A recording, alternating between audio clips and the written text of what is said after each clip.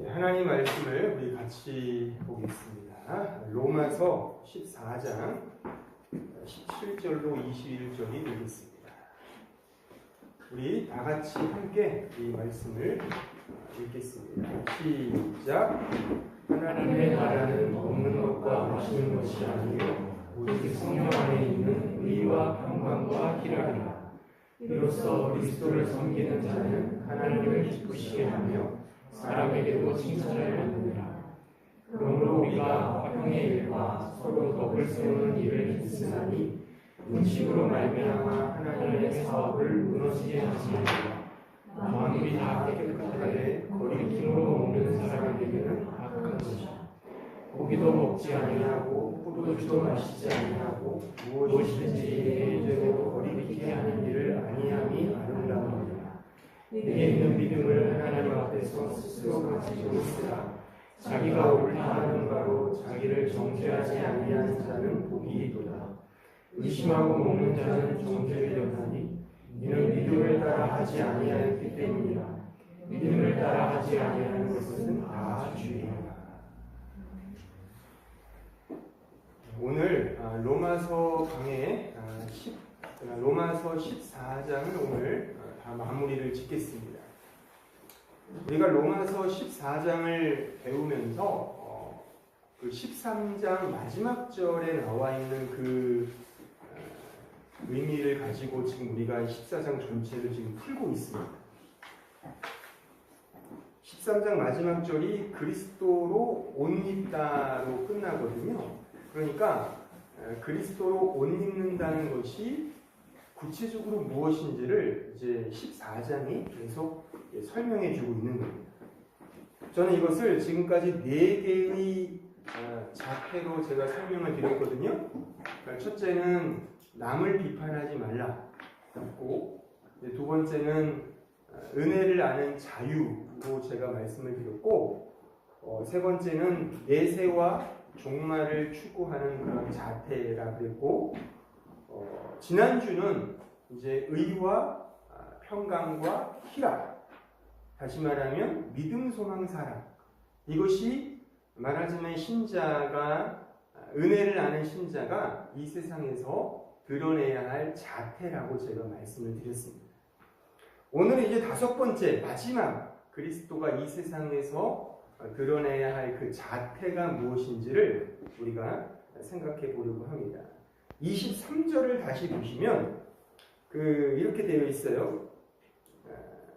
다시 보시면 의심하고 먹는 자는 정죄되었느니 이는 믿음을 따라 하지 아니하였기 때문이다. 믿음을 따라 하지 아니하는 것은 다 죄다. 그래서 저는 마지막 5번째 그리스도인의 자태를 믿음을 따라 사는 것, 결국 또 믿음이에요. 또 결국 믿음입니다. 그러니까 사도는 로마서를 강의하면서, 로마서를 기록하면서 믿음을 늘 강조하고 있습니다. 그렇죠? 믿음을 강조하고 있는데 오늘 다시 한번 이 믿음을 좀 아주 좀 이렇게 분명하게 제가 설명해 드리고, 또한 구체적인 그 내용도 여기 말씀에 기록되어 있거든요. 그러니까 적용적인 면에서도 제가 또 오늘 설명해 드리겠습니다. 그러니까 사도 바울은 로마서를 이제 써 내려가면서 처음부터 계속 믿음을 계속 강조를 하고 있습니다. 자, 로마서 1장 16절을 한번 보실까요? 내가 복음을 부끄러워하지 아니하노니 이 복음은 모든 믿는 자에게 구원을 주시는 하나님의 능력이 됩니다. 먼저는 유대인에게요 그리고 헬라인에게로다.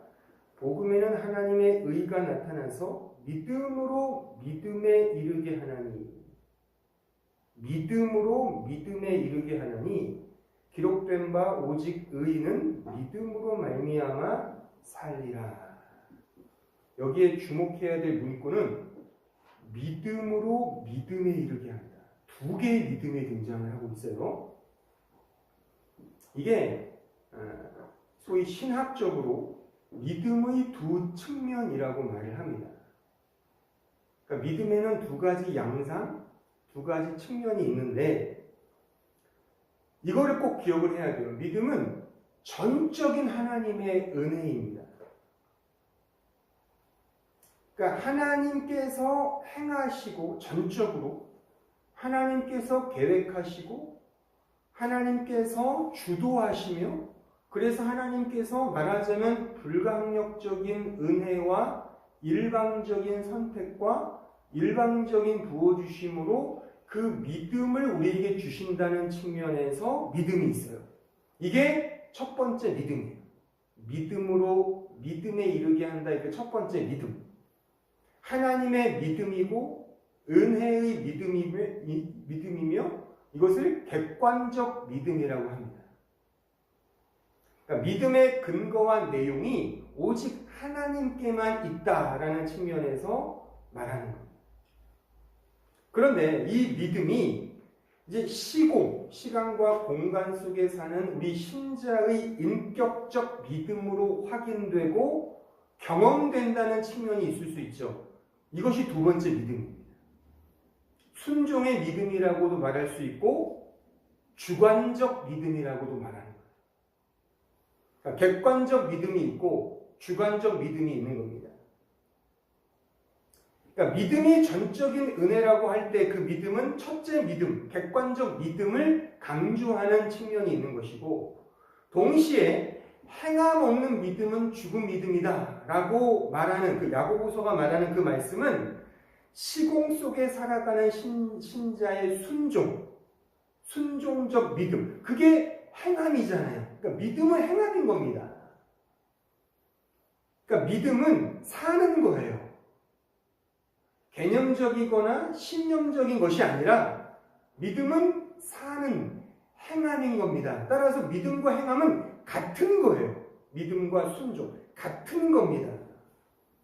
그러니까 야고보가 말하는 그 행함 없는 믿음, 그러니까 행함 없는 믿음은 죽은 믿음. 그러니까 행함은 곧 living faith, 살아있는, 사는 믿음이라고 말할 수 있는 겁니다. 그래서 이 독일의 그 유명한 마르틴 루터가 믿음과 행위를 나누어서 소위 야고보서를 그 지푸라기 서신서라고 이렇게 평가절하하거든요. 그러니까 루터가 잘못 본 거예요. 그 부분에 있어서는. 성경은 일관되게 바울 서신이 말하는 믿음이나 야고보서가 말하는 믿음이나 사실 다 하나의 믿음인 겁니다. 첫째 믿음을 중심으로 강조하느냐 아니면 둘째 믿음으로 강조하느냐의 약간의 좀 그 차이가 있을 뿐 사실 그 전체를 성경은 말하고 있는 거예요. 그러니까 뭐 믿음이 있는데 왜 행함이 싸울 필요가 없는 거죠. 당연히 믿음이 있으면 그 믿음이 흘러나오게 되어 있어요. 그러니까 어떻게 흘러나오느냐를 제가 오늘 설명해 드릴 겁니다. 또 자, 그럼에도 불구하고 믿음이 결국 전적인 하나님의 은혜인 이유는 이미 하나님 편에서 완성된 그 은혜 언약에 기초하기 때문에 그러합니다. 전 이걸 뭐라 그랬죠? 이것을 창세전 언약. 창세 전에 이미 하나님께서 어떤 언약을, 약속을 체결하신 거예요. 그게 믿음입니다. 하나님이 은혜로 믿음의 자녀를 정하셨고 그것을 그가 실행하신다는 측면에서 그 의지가 이미 창세 전에 이 세상이 창조되기 전에 이미 하나님이 그렇게 약속으로 정하셨다는 겁니다. 그런데 이 사실은 우리가 경험할 수 없죠. 하나님 편에 있는 말하자면 초월적 계시인 거죠. 이것을 소위 원형 계시라고 합니다. 그러니까 archetypal revelation이라고 해요. archetypal. 그러니까 이렇게 원형, 하나님 편에서 원래 완료된 팩트, 그걸 원형 계시라고 그러고, 그런데 그 원형 계시의 복음이 이 히스토리, 역사 속에서 우리에게 적용되잖아요. 각 신자에게 그 계시가, 은혜가 찾아오고 적용되고 인치는 그런 여정과 역사와 과정이 펼쳐지죠. 이것을 archetypal revelation, 모형 계시 혹은 historical revelation. 아주 발음이 굉장히 코리안 이슈적입니다. 못 알아들을 수 없어요. historical revelation. 완전 하나님의 역사적 계시인 겁니다. 자, 잠언 29장 18절 보세요. 묵시가 없으면 백성이 방자히 행하거니와 율법을 지키는 자는 복이 있느니라. 제가 특별히 영어 성경을 하나 써놨는데 보세요. There is no vision. 이 비전이 묵시예요. 비전이 없는 사람은 perish, 망한다 이겁니다. 망한다. 근데 keeps the law, 그 법, 율법을 keeps, 지키는 자는 be happy, 복되다 이겁니다. 여기에 그 묵시라고 번역된 이 단어가 히브리어로 하존이에요. 이것이 비전이기도 하고 레벨레이션이기도 하고 계시, 묵시 다 그런 말이에요. 오늘 제 설교로 말하면 이게 원형 계시. 하나님께서 창세 전에 세우신 그 계시, 그 묵시, 그걸 말하는 거예요. 그것이 이 역사 속에서 어떻게 나타나느냐가 율법인 거예요. 율법, 토라. 이것이 law, 더 법, 그 법이죠. 율법. 그 하나님이 정하신 묵시는, 그 계시는, 원형 계시는 역사 계시로, 이 역사적 계시로 반드시 드러나게 되어 있습니다.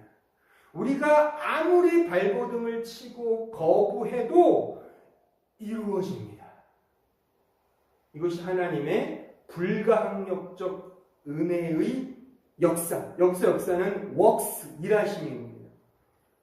우리의 열심보다 하나님의 열심이 더 높으시죠. 비교할 수가 없습니다. 성경은 그 하나님의 위대하신 역사적 이야기를 담아낸 책인 겁니다. 그런데 우리는 하나님의 이러한 능력을 너무 좀 과소평가하고 있는 경향이 있습니다. 왜냐하면 우리는 사실 눈에 보이는 것에 이렇게 집중하지 눈에 보이지 않는 하나님에 대해서는 좀 그 우리의 믿음이 약화되는 그런 경향이 있는 것이죠. 그렇지만 지금 제가 설명한 것처럼 하나님의 능력은 우리가 상상할 수 없는 그런 위대한 하나님의 어떠하심이 있다는 것이 성경의 진술이며 증거이며 말씀입니다. 그 하나님의 어떠하심을 믿는 게 믿음인 겁니다.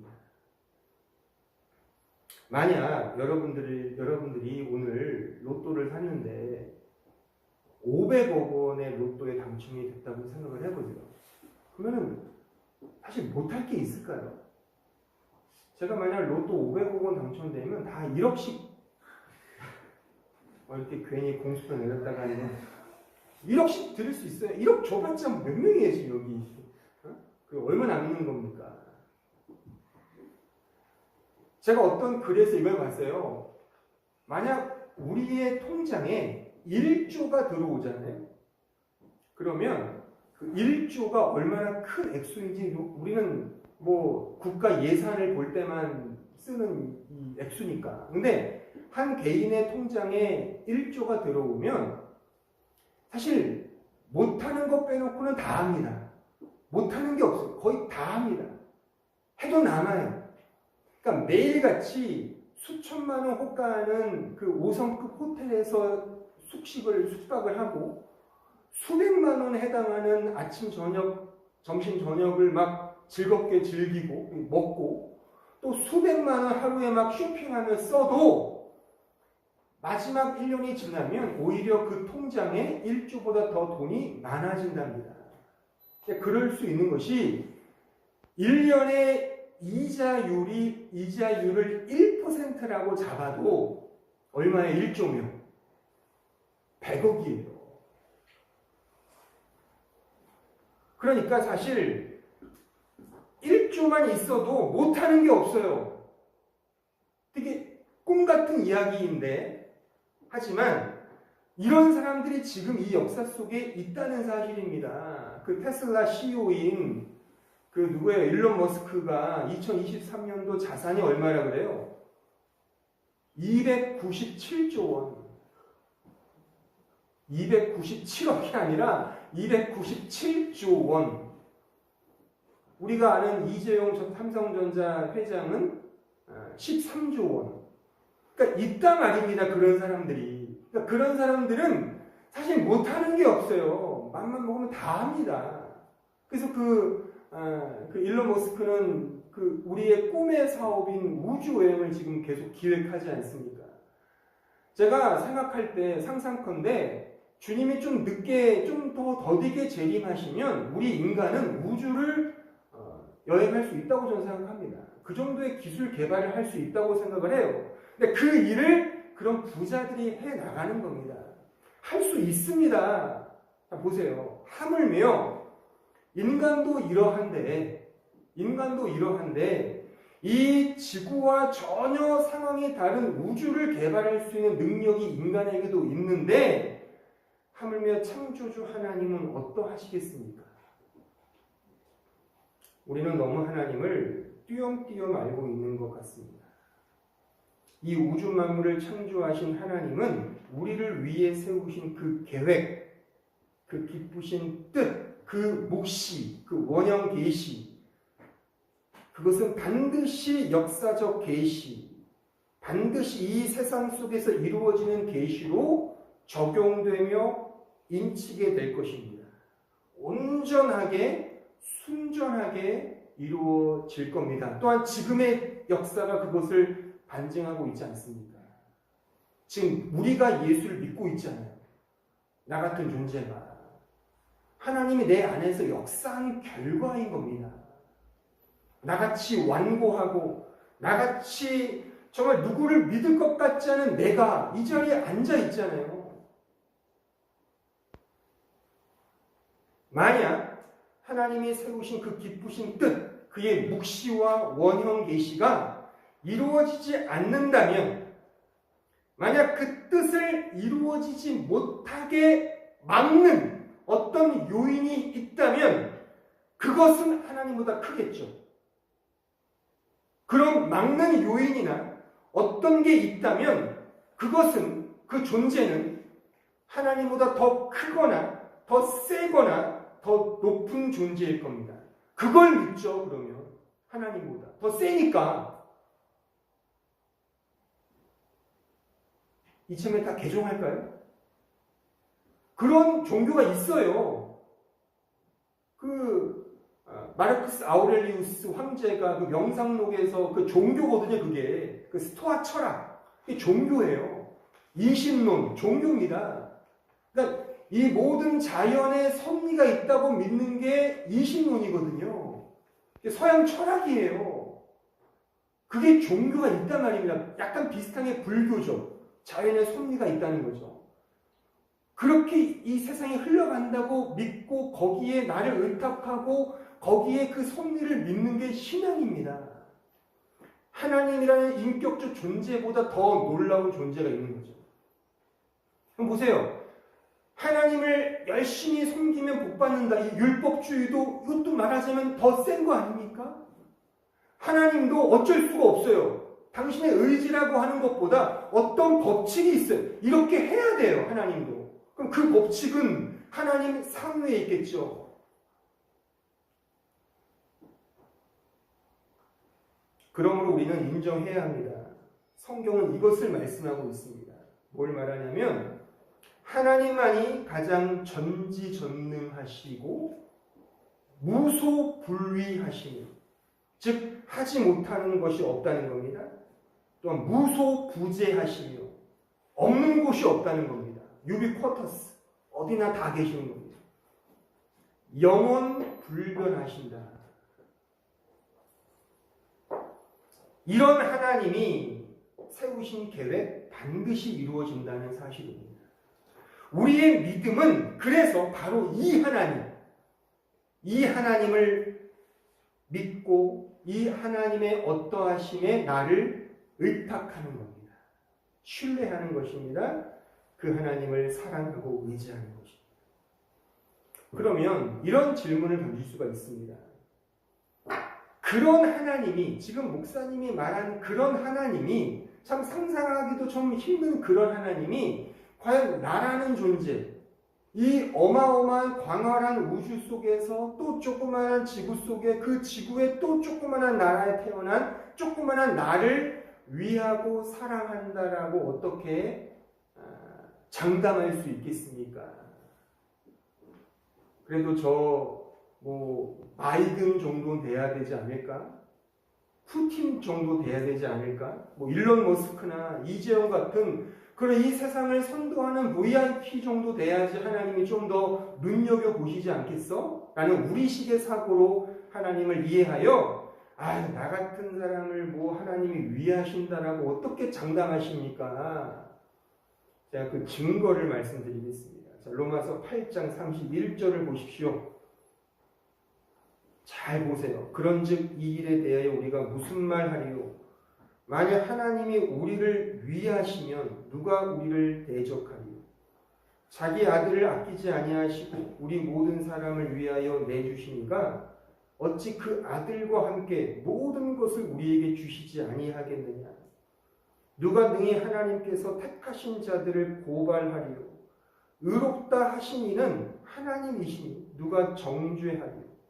죽으실 뿐 아니라 다시 살아나신 이는 그리스도 예수시니 그는 하나님 우편에 계신 자요 우리를 위하여 간구하시는 자신이라. 누가 우리를 그리스도의 사랑에서 끊으리요? 환난이나 곤고나 박해나 기근이나 적신이나 위험이나 칼이랴. 기록된 바 우리가 종일 주를 위하여 죽임을 당하게 되며 도살당할 양같이 여김을 받았나이다 함과 같으니라. 그러나 이 모든 일에 우리를 사랑하시는 이로 말미암아 우리가 넉넉히 이기느니라. 내가 확신하노니 사망이나 생명이나 천사들이나 권세자들이나 현재 일이나 장래 일이나 능력이나 높음이나 깊음이나 다른 어떤 피조물이라도 우리를 우리 주 그리스도 예수 안에 있는 하나님의 사랑에서 끊을 수 없으리라. 이 하나님의 사랑이 믿음인 겁니다. 그리고 이 하나님의 사랑이 우리의 인격에 스며드는 그 과정, 역사, 히스토리와 인생이 또한 믿음의 여정인 겁니다.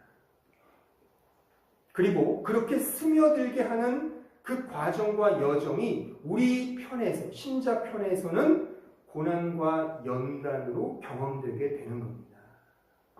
그래서 믿음의 여정과 믿음의 삶은 고난이라고 말하는 거예요.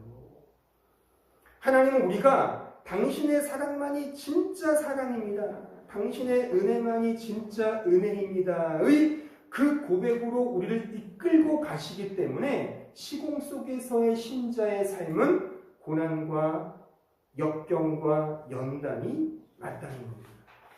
이런 과정이 바로 우리 신자의 터닝 포인트가 된단 말입니다. 오히려 세상에서 말하는 어떤 인간의 믿음, 인간의 가치는 나 인간의 존재성과 가치성을 확인받고 내 힘을 키우는 것이라면 성경에서 말하는 믿음은 하나님의 믿음이 내 인격 안으로 스며드는 그 과정이기 때문에 오히려 반대로 내 힘을 빼고 내 자신의 존재성을 부인당하며 삭제당하며 오직 하나님 한 분만에 의존하는 절대적 의존으로 가면서 당신만이 진짜 필요합니다로 가게 하기 위한 그 과정이기 때문에 우리의 신자의 인생과 역사는 그래서 고난과 연단이 많은 겁니다. 그러니까 이 세상에서의 모든 것들을 부정하게 만들고 헛되게 만들게 되는 그 과정이며 역사인 것입니다. 전도서 1장 2절을 보세요. 전도자가 이르되 헛되고 헛되며 헛되고 헛되니 모든 것이 헛되도다. 해 아래에서 수고하는 모든 수고가 사람에게 무엇이 유익한가? 이 전도자가 누굽니까? 바로 솔로몬 왕이죠. 소위 이 세상에서 모든 것을 가진 사람이 말하는 이 신자의 고백을 우리는 유념해야 되는 겁니다. 모든 것이 헛되고 헛되다는 겁니다. 이것이 우리 신자가 이 역사를 살면서, 인생을 살면서 결국 끌려가야 할 여정의 내용인 겁니다. 이 고백으로 가게 되어 있어요. 이 여정을 살면서 터닝 포인트를 하여 나만을 위해 살았던 나의 인생 속에서 이런 헛됨을 깨닫게 되고, 그래서 하나님이 우리 신자에게 고생길을 주고 어려움을 주시는 거예요. 그래서 이 우리의 시선이, 나를 집중했던 그 시선이 이제 어디로 가는 겁니까? 진정한 하늘의 소망을 바라보게 되는 거죠. 시편 121편 1절로 8절 보세요. 내가 산을 향하여 눈을 들리라. 이 산은 예루살렘에 있는 그 시온 산을 말하는 거예요. 하나님이 계신 그 산, 그러니까 하늘을 의미하는 거죠. 나의 도움이 어디서 올까? 나의 도움은 천지를 지으신 여호와에게서로다. 여호와께서 너를 실족하지 아니하게 하시며 너를 지키시는 이는 이가 졸지 아니하시리로다. 이스라엘을 지키시는 이는 졸지도 아니하시고 주무시지도 아니하시리로다. 여호와는 너를 지키시는 이시라. 여호와께서 내 오른쪽에서 내 그늘이 되시나니 낮의 해가 너를 상하게 하지 아니하며 밤의 달도 너를 해하지 아니하리로다. 여호와께서 너를 지켜 모든 환난을 면하게 하시며 또 내 영혼을 지키시리로다. 여호와께서 너의 출입을 지금부터 영원까지 지키시리로다. 지금 전도서 12장의 말씀과 이 시편 121편의 이 터닝 포인트가 눈에 들어오십니까? 들어오셔야 돼요. 그냥 무작정 하나님 좋다가 아닙니다. 그럼 그 하나님이 무슨 하나님인지 어떻게 알겠어요? 소위 세속적인 하나님을 섬길 수 있는 노릇 아닙니까? 나를 잘되게 해주는 하나님을 우리가 만들 수 있는 노릇 아닙니까? 알라딘의 요술 램프를 하나님으로 상정할 수 있는 거 아닙니까? 우리는 그런 식으로 믿음이 구현되는 게 아닙니다. 성경이 말하는 믿음은 이런 철저한 터닝 포인트가 분명히 있단 말입니다. 여러분들 스스로를 점검하셔야 되는 거예요. 내가 지금 믿고 있는 하나님이 나를 위한 하나님이냐? 그럼 나를 위한 거라면 그 종교는 나를 위한 것이고 하나님이 나를 위해 존재하는 분이 되면은 그건 하나님이, 성경이 말하는 하나님이 아닐 가능성이 크단 말입니다. 그걸 말하는 게 아닙니다. 우리의 믿음의 과정은 내 자신의 부정과 부인이 그래서 전제되는 겁니다. 그래서 하나님 우리 신자를 끊임없이 광야로 헛되게 만드시며 망하게 만드시며 실패하게 만드신단 말입니다. 근데 이 믿음을 갖게 하기 위해서, 눈을 들어 하나님만을 바라보게 하기 위해서 신자는 그 하나님을 바라보면서 여전히 실패하고 있지만 눈을 들어 하나님을 보면서 그 안에서 기쁨과 감사와 복을 누린단 말입니다. 거기서 격발되는 신자의 자태가 진정한 믿음이며 진정한 사랑이며 진정한 소망인 겁니다. 나에 대한 소망이 부정되고 오직 하나님에 대한 소망만이 간절해지는 것, 이게 믿음입니다. 덮어놓고 그냥 믿자가 아니라 나 자신에 대한 철저한 부정과 부인 속에 하나님만을 오롯이 믿는 겁니다. 이것을 신약 성경으로 말하면 갈라디아서 2장 20절의 말씀이 되는 거예요. 내가 그리스도와 함께 십자가에 못 박혔나니 그런즉 이제는, 보세요, 내가 사는 것이 아니요 나의 부정을 말하고 있는 거예요. 내가 사는 게 아닙니다. 믿는 자는요, 오직 내 안에 그리스도께서 사시는 것이라. 이제 내가 육체 가운데 사는 것은 나를 사랑하사 나를 위하여 자기 자신을 버리신 하나님의 아들을 믿는 믿음 안에 사는 것이라. 이게 믿음입니다. 이것이 우리 역사 속에서, 인생 속에서 계속 경험될 겁니다. 진정한 신자라면요. 그래서 인생은, 신자의 삶은 아픔이고 고난이고 연단이며 괴로움이 맞습니다.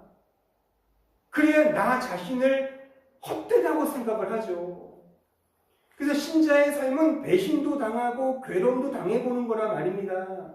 내가 그렇게 사랑하는, 그러니까 눈에 보이는 것 중에 가장 사랑하는 게 뭐예요? 돈이잖아요. 그러니까 돈에 대해서 배신을 당해봐야 된다니까요. 예수 잘 믿으면 부자 되는 게 아닙니다. 돈에 대해서, 관계에 대해서 배신을 당하여 내가 집착했던 이것이 헛되구나를 깨닫는 것이, 그래서 눈을 들어 주님을 바라보게 되는 이 과정이 믿음의 여정이란 말입니다. 그래서 왜 아까부터 전도서 1장에 이 전도자가 이런 고백을 하냐고요. 세상에 다 가진 사람이, 지금으로 말하면 푸틴이며 바이든이며 뭐 일론 머스크며 다 가진 자가, 이때는 거의 절대 군주제였으니까 왕이 모든 걸 다 했잖아요. 이런 사람이 모든 게 헛되대요. 헛되답니다. 눈에 보이는 것에 집착한 우리의 이 자기 존재 가치 챙기고자 하는 이런 감각과 정서가 인생을 살아가면서 하나님의 믿음의 훈련을 받는 겁니다. 그런 과정 속에 나는 죽는 자가 맞구나를 깨닫고 오직 내 안에 그리스도만을 더 집중하게 되는 그 과정인 거죠. 이러한 믿음의 이러한 원리 속에 격발되는 신자의 자태가 제가 지난주에 설교했던 의와 평강과 희락인 겁니다. 믿음, 소망, 사랑. 이것이 하나님의 영광인 겁니다. 로마서 14장 17절 보세요. 하나님의 나라는 먹는 것과 마시는 것이 아니요 오직 성령 안에 있는 의와 평강과 희락이라. 이로써 그리스도를 섬기는 자는 하나님을 기쁘시게 하며 사람에게도 칭찬을 받느니라. 그러니까 믿음을 따라 사는 자는 의와 평강과 희락, 믿음, 소망, 사랑을 드러내며 하나님을 기뻐하고 사람들에게 칭찬을 받는다. 근데 칭찬을 받는다는 이 번역을 제가 볼 때는 이걸 잘못 번역을 했어요. 유교에 꽉 찬 사람들이 번역을 한 모양이에요. 이런 말이 없어요. 여기 칭찬으로 번역된 단어가 노키모스라는 단어인데 이것은 approve입니다. approve가 뭐죠? 증명이 되는 거예요. 증명이 되는 거. approved 수동태. 증명이 되는 겁니다. 그러니까 자태로 드러난다는 거예요. 그러니까 칭찬, 하나님께도 칭찬 듣고 사람들에게 칭찬받는 자가 되라. 그런 말이 아니라 내가 이런 믿음과 은혜를 받으면 이런 하나님의 하나님됨이 나를 통해 어프로브도 된다는 겁니다. 나의 자태가 드러나는 거예요. 의와 평강과 희락. 그러니까 다시 말하면 나는 하나님 없이는 못 삽니다. 이 고백. 하나님 편에 서의 온전한 은혜를 온전히 의지하는 것, 나를 의지하는 것이 아니라 이런 믿음이 어프로브도 된단 말입니다. 그리스도인의 자태인 것이죠. 그러면서 사도는 이렇게 믿음을 따라 살 때 우리에게 적용되는 구체적인 어떤 사례를 두 가지 들어서 우리에게 마지막으로 구체적으로 강조하여 말씀하고 있습니다. 그 첫째는 믿음을 따라 사는 신자는 남을, 타인을 넘어지게 하지 않는다 그겁니다. 오늘 보면 19절로 21절을 보십시오. 그러므로 우리가 화평의 일과 서로 덕을 세우는 일을 힘쓰나니 음식으로 말미암아 하나님의 사업을 무너지게 하지 말라. 만물이 다 깨끗하되 거리낌으로 먹는 사람에게는 악한 것이라. 고기도 먹지 아니하고 포도주도 마시지 아니하고 무엇이든지 내 형제로 거리끼게 하는 일을 아니함이 아름다우니라. 그러니까 다른 사람을 거리끼게 하지 않는 것이 신자의 믿음을 따라 행하는 자태인 겁니다. 여기에 거리끼게 하다라고 번역된 이 프로스콥토란 단어는 영어로 이게 스텀블이에요. 스텀블이 뭐죠? 넘어지게 하는 겁니다. 그러니까 돌뿌리에 걸려 넘어지게 하는 게 스텀블이잖아요. 그러니까 그렇게 스텀블하지 말라 이겁니다. not stumble. 다시 말하면 상대방이 싫어하는 것을 먼저 주의하여 보고 그걸 처리해 주는 겁니다. 서로 지체들이 힘들어하는 것이 있으면 그것을 내가 힘을 닿는 한 처리해주는 그런 역할로 그 믿음을 따라 행하라 그럽니다. 말하자면 여러분들 그 영화 그 이퀄라이저라고 보셨어요? 남자들은 보셨을 것 같은데 이퀄라이저 아니면 존 윅 다 거룩하셔서 영화들을 안 보시나 봐요. 그 이퀄라이저 그 덴젤 워싱턴이 막 깽단을 다 깨부시잖아요. 왜 그렇게 합니까? 자기가 사랑하는 누군가가 해코지를 당하니까 그 해코지하는 모든 장애들을 다 처리해 주는 거예요. 그 존 윅, 키아누 리브스, 존 윅은 더 대단하죠.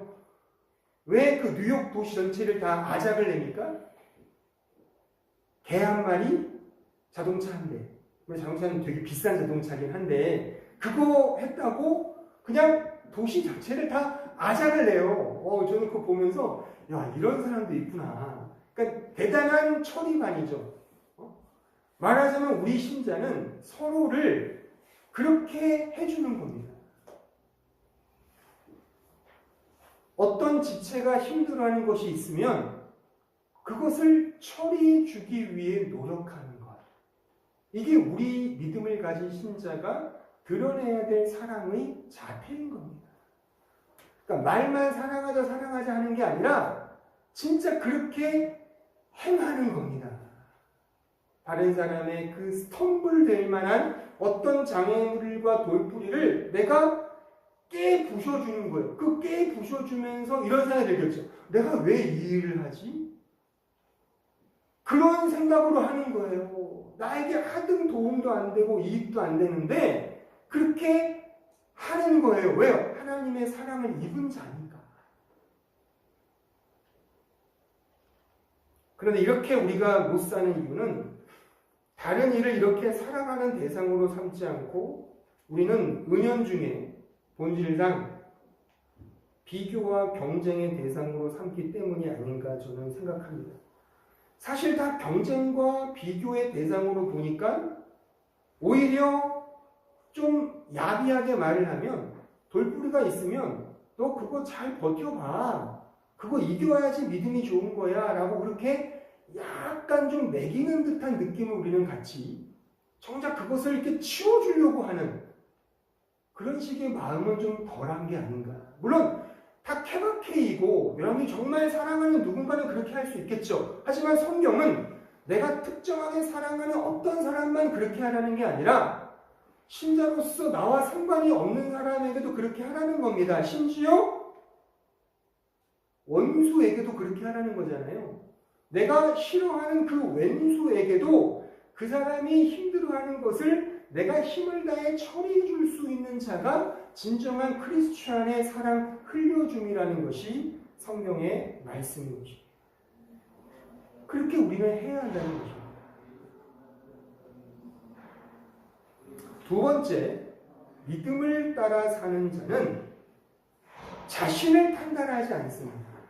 자신을 판단하지 않습니다. 오늘 본문 22절을 보십시오. 사실 이것이 오늘 본문의 오늘 설교의 중요한 적용점인데 내게 있는 믿음을 하나님 앞에서 스스로 가지고 있으라. 자기가 옳다는 바로 자기를 정죄하지 아니하는 자는 복이 있도다. 자, 잘 보세요. 이게 어렵게 번역이 되는데 자기가 옳다는 바로 그것으로 자기를 정죄하지 아니하는 자가 복이 있다. 제가 영어 성경을 한번 갖고 왔는데 보세요. 그러니까 blessed is the one 이런 자가 복이 있다. who 이런 자는 has no reason to judge himself. 자기 자신을 judge 판단하거나 정죄하지 않는 사람, 그렇게 이유를 가지고 있지 않는 사람은 복이 있다 이겁니다. 그럼 어떤 것 때문에 for what he approves 또 나와요. approve가 이거는 동사형인데 도키마죠. 동사형인데 그러니까 내가 자신이 정한 원칙과 기준에 의해서 스스로 정죄하지 않는 자. 다시 말합니다. 내 스스로가 정한 기준이 있잖아요. 그 기준과 원칙에 따라 자기 자신을 정죄하지 않고 자기 자신을 판단하지 않고 자기 자신을 비난하지 않는 자가 복되다 그겁니다. 전 좀 더 이것을 아까 첫 번째와 연관해서 남까지도 포함하여 내가 정한 원칙과 기준에 의해서 남을 정죄하지 않고 또한 자기 자신을 정죄하지 않는 자가 복되다. 그렇게 저는 말씀을 드리고 싶습니다. 한번 잘 생각해 보세요. 왜 우리는 남을 판단하고 정죄하며 심지어 자기 자신을 정죄하고 가책하며 자책합니까? 내가 옳다고 생각한 기준 때문이 아닌가요? 그럼 그 기준은 내가 정한 거 아닙니까? 솔직히 그것도 아니죠. 이 사회가 만들어낸 어떤 기준이잖아요. 우리 그걸 학습된 거거든요. 그것을 통해 자꾸만 다른 사람들을 정죄하고 심지어 나 자신을 어떤 이렇게 기준하여 자책을 한단 말입니다.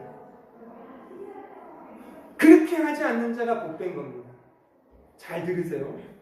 하나님은 내가 나를 인정하는 방식으로 나를 인정하지 않습니다.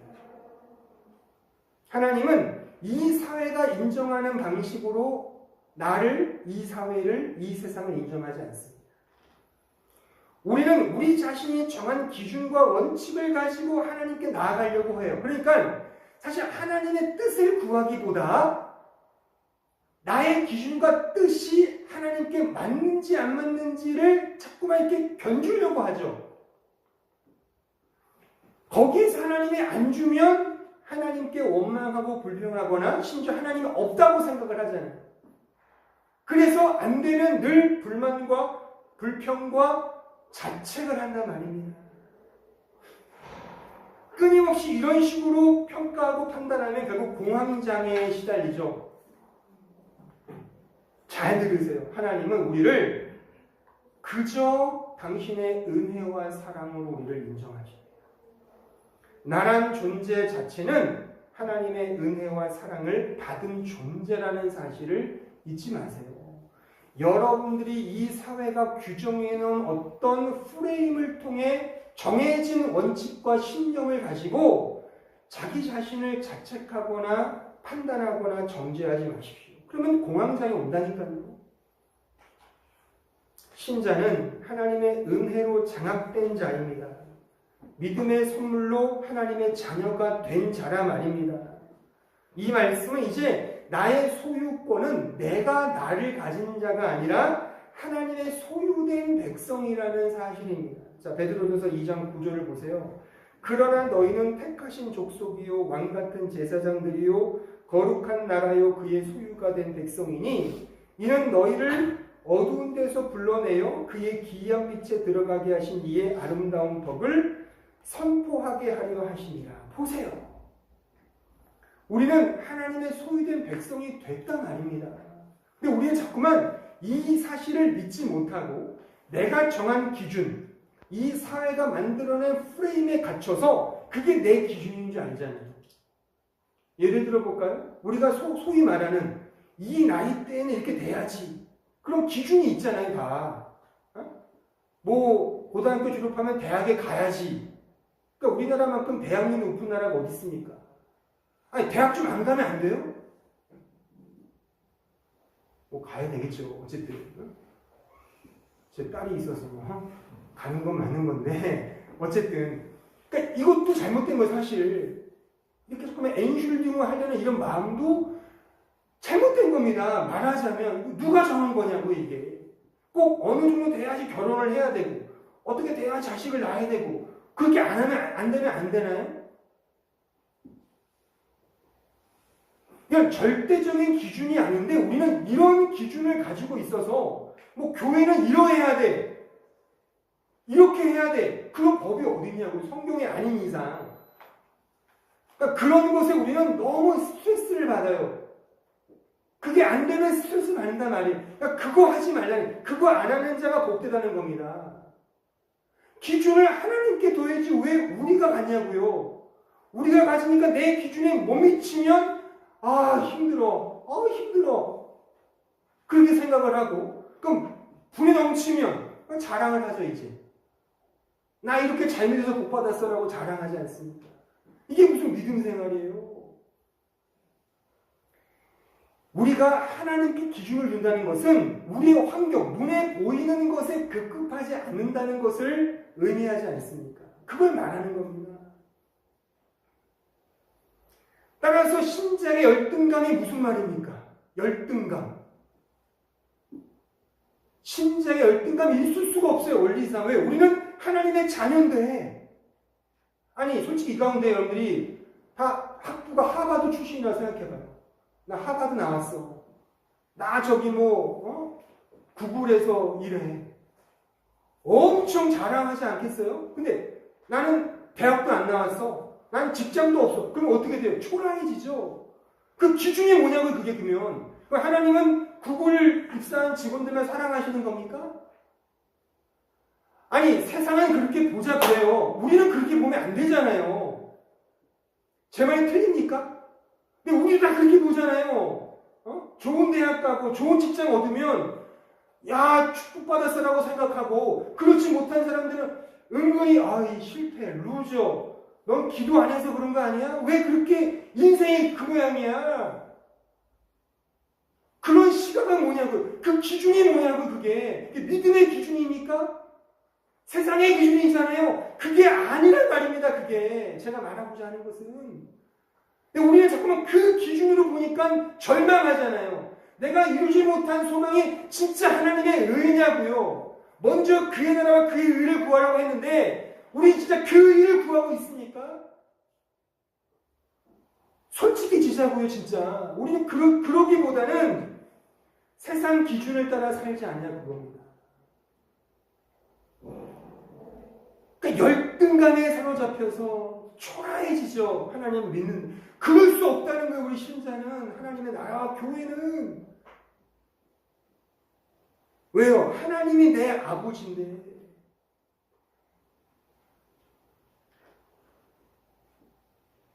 전 그래서 이런 예를 드리고 싶어요. 가룟 유다가 되지 마시고 베드로가 되십시오. 가룟 유다만큼 자기를 자책한 사람은 없어요. 엄청난 기준과 샤프하고 똑똑한 사람이, 그 회계 장부를, 그러니까 어느 공동체 회계를 맡은 사람들이 좀 샤프하잖아요. 가룟 유다가 그런 일을 했단 말입니다.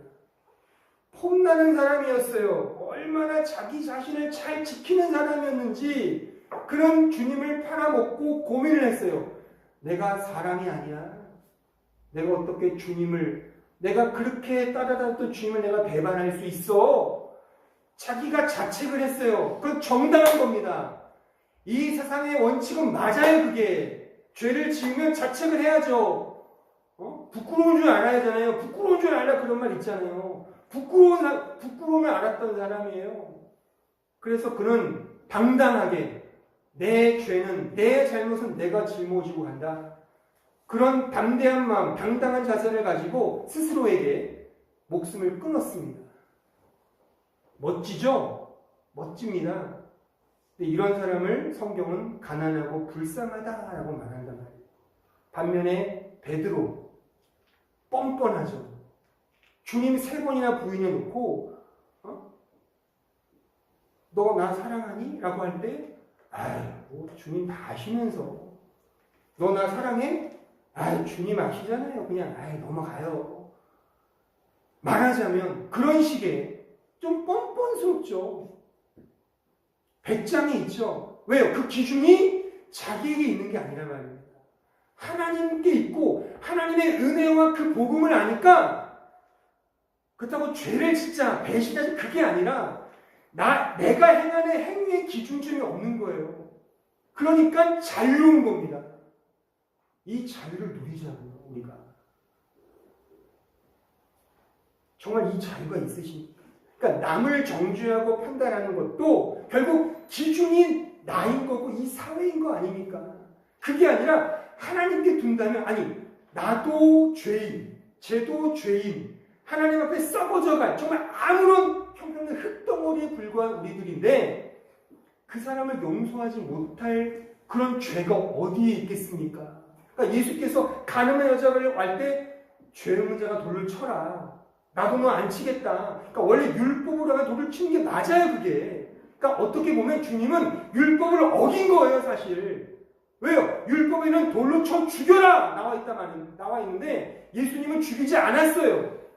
안식일날 음식을 해먹었단 말이죠. 일을 했단 말이죠. 율법을 어긴 거예요, 그게 원래 따지면은. 문자적으로 보면. 주님은 뭐 상관이야? 그렇게 주님은 본질로 말씀을 하시죠. 사랑과 은혜를 아는 자가 가야 할 길을 몸소 보여주신 겁니다. 남을 정죄하거나 우리 자신을 정죄하고 가책 얻고 자책하는 것은 은혜를 모르는 겁니다. 그러니까 은혜를 우리가 알아야 한다는 것입니다. 로마서 14장 23절 보십시오. 의심하고 먹는 자는 정죄되었나니 이는 믿음을 따라 하지 아니하였기 때문이다. 믿음을 따라 하지 아니하는 것은 다 죄니라. 자꾸 남과 비교해서 열등감에 빠지는 것은 믿음의 적입니다. 자꾸 스스로를 자책하고 그래서 번뇌하며 괴로워하는 것 역시 믿음이 아니라 불신입니다. 잘 기억하십시오. 불안하고 염려하는 것은 매우 실질적이고 실제적인 현상 때문에 그래요. 실제 그렇잖아요. 실현 불가능한 것 때문에, 가당치 않은 것 때문에 불안해하지 않습니다, 인간은. 언제나 눈에 보이는, 그러니까 일론 머스크 297조 원이 없어서 걱정하는 분 있어요? 황당하죠? 하지만 우리는 당장, 우리 편에 말하면 당장 이번 달 내야 될 집세 500유로가 없으면 걱정한단 말이죠. 그러니까 당장 눈에 보이는 것 때문에 염려하고 불안해하고 걱정하는 게 우리의 본성이란 말입니다. 그래서 신자도 하나님을 두려워하기보다 돈을 더 두려워하죠. 솔직히 그렇잖아요. 하나님은 눈에 안 보이잖아요, 사실. 돈은 눈에 보이잖아요. 우리 인간관계는 눈에 보이니까 여기에 우리는 매몰되는 게 맞는 겁니다.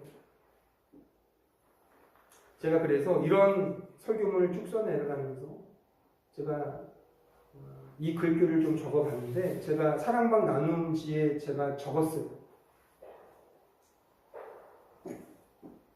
잘 들으시면 거기에 정답을 기록할 수 있습니다. 눈에 보이지 않는 하나님을 추구하고 사랑하는 것이 믿음입니다. 믿음은 보이지 아니하고 숨어 계시는 하나님을 믿는 것이기 때문에 그 믿음은 보이는 것의 부인과 부정을 통해 비로소 확인받게 됩니다. 그래서 신자의 인생과 역사는 보이는 것의 부정과 부인의 끊임없는 연습 과정이라고 말할 수 있습니다. 그리고 그 연습 과정의 중심에 가장 잘 보이는, 가장 돋보이게 보이는 것이 다름 아닌 나 자신이죠. 그래서 나 자신을 부인하고 부정하며 삭제당하는 것이 그 과정이 바로 믿음인 겁니다. 회개와 자책은 다릅니다. 자기 부인과 자기 정죄는 전혀 달라요. 회개와 자기 부인은 하나님에 대한 사랑에서 격발되는 믿음의 반응이에요. 회개를 하는 것이지 자책하는 태도를 갖자는 게 아니에요. 자책하는 건 가룟 유다입니다. 기준이 자기 자신이에요. 그래서 그 자책은 절망과 실망과 낙담으로 갈 수밖에 없어요. 왜요? 잠시 뭔가를 얻는다고 해서 그 기준점에 넘어선다고 해서 인간은 만족할까요? 297조를 가진 일론 머스크가 사업 다 접고 끝내겠다라고 말할까요? 그렇지 않아요. 길을 쓰고 우주 개발을 하여 저 달나라에 있는 화성에 있는 어떤 이 세상에 없는 원석 하나 발견해서 로또처럼 장사하려고 할 겁니다. 그 기준이 나라면 인간은 만족할 수 없는 존재입니다. 하지만 자기 부인과 회개는 주님을 향한 사랑을 낳게 합니다. 그래서 믿음으로 가는 거예요. 하지만 자기 정죄는 종교적 허상만을 갖게 하죠. 그 허상은 무엇을 하지 않느냐, 하느냐 그런 율법적 사고에 얽매여서 결국 두려움과 무서움과 절망과 좌절로 나아가게 하는 것이죠. 그러니까 하나님 앞에 종교인이 되지 말고 친아들이 되자는 거예요. 그 은혜를 알자는 겁니다. 자기 부인은 친아들만이 할 수 있는 하나님 절대 의존적 정서라고 저는 말할 수 있습니다. 그러니까 자유로운 겁니다. 요한복음 8장 32절 진리를 알지니 진리가 너희를 자유롭게 한다.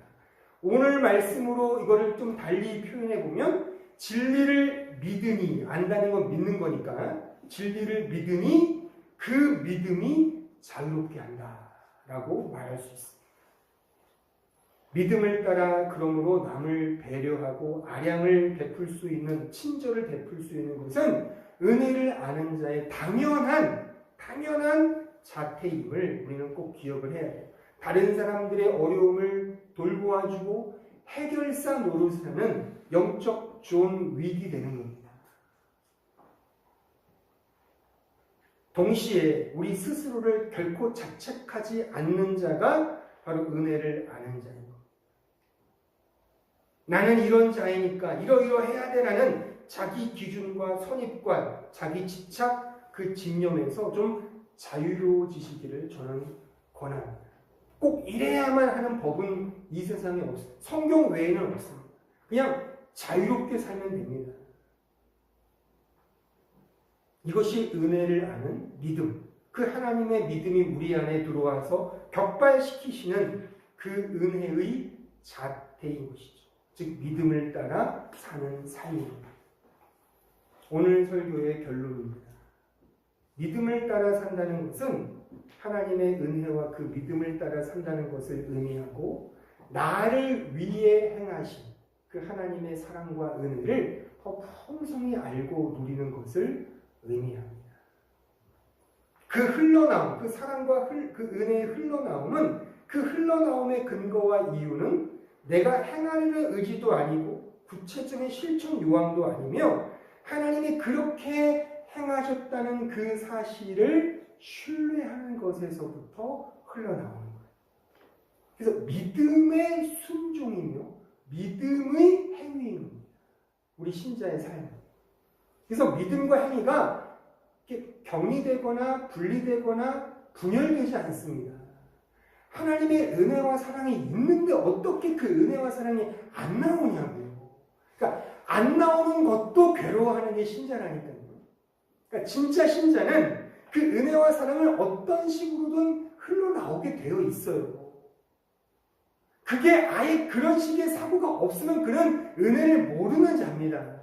그러니까 우리가 그냥 조금 안 하고 덜 하고 이런 것은 너무 이렇게 얽매이지 마시고 하나님이 어느 때때로 그걸 확 흘러나오게 할 때가 있을 것이고 그러지 않고 약간 수동적으로 할 때도 있을 겁니다. 중요한 것은 그 은혜와 사랑이 어떤 식으로도 하나님의 때에 따라서 도구로 쓰임받게 된다는 사실입니다. 그러니까 하나님이 그렇게 우리를 이끄시면서 역사하신다는 사실을 신뢰함을 가지고 믿자는 거죠. 이게 성경이 말하는 믿음인 겁니다. 또한 신자가 이 믿음이 있다면 이 믿음을 따라 자연스럽게 살게 되는 것이죠. 또 이러한 삶의 여정이 우리에게 고난과 연단으로 이렇게 이해되고 경험되게 되는데 진짜 신자는 그 고난과 연단 속에서 오히려 하나님과 더 가까워지기 때문에 기뻐하고 감사하게 된다는 사실이에요. 그러니까 이러한 고난과 연단 속에서의 감사와 기쁨과 자유로움이 우리의 신자의 진정한 영광스러운 찬송으로 그것이 화하게 되는 거죠. 그래서 이런 믿음의 여정을 살아가는 신자의 입술에서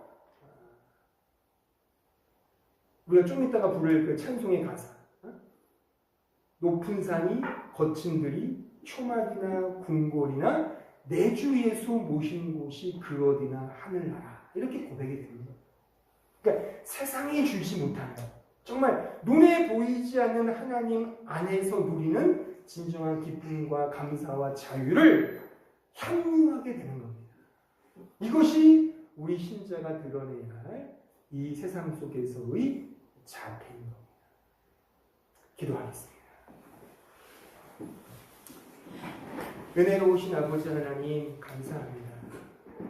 로마서 14장을 우리가 마무리하면서 믿음을 따라 행하는 그 삶에 대해서 결론적으로 생각해 보았습니다. 믿음을 따라 사는 자들 되게 하여 주옵소서. 자기 자신이 정한 원칙에 따라 자기 자신을 책망하거나 가책을 갖거나 자책하거나 심지어 자기 학대하는 그런 어리석은 자들이 되지 않게 하시고 언제나 눈을 들어 하나님을 바라보며 하나님의 그 사랑과 은혜 속에서 나 자신과 우리의 관계는 지체들과 교회와 이 세상과 역사를 보아서 모든 것이 다 합력하여 선을 이루신다는, 그래서 모든 것은 다 하나님의 은혜일 수밖에 없음을 고백하며 정말 어떠한 상황 속에서도 찬송하며 감사하며 기뻐할 수 있는 그런 놀라운 믿음의 삶을 살아가는 주의 백성들 되게 하여 주옵소서. 예수님의 이름으로 기도하옵나이다. 아멘.